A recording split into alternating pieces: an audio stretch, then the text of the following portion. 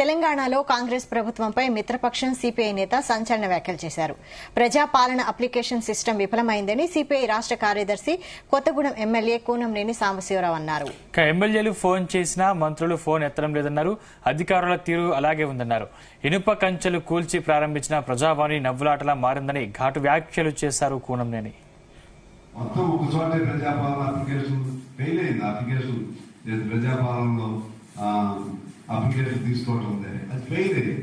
నవ్వులాటలా చేయకూడదు. ప్రతి మంత్రి ఒక గంట కూర్చోవాలి. హైదరాబాద్ ఉంటే చక్కగా వినొచ్చు కదా. ఆ మంత్రులు దొరకరయ్యా. ఫోన్లు ఎత్తరు. ఫోన్లు ఎత్తలేకపోతే ఒకవేళ ఫోన్లు ఎత్తలేకపోతే తర్వాత అయినా మనం చేయాలి కదా. తర్వాత అయినా ఎమ్మెల్యేలు కాదు, అందరు కాదు, మిగిలిన వాళ్ళకి మీ ఆఫీస్ నుంచి రెస్పాన్స్ ఇవ్వండి. ఎవరైనా ఫోన్ చేసి ఒక క్లర్క్ పెట్టండి ఫోన్ రిసీవింగ్ కి. ఇదంతా సిస్టమ్. అది చేయలేకపోతే ఎట్లా? అది మంత్రులు అదే పరిస్థితే.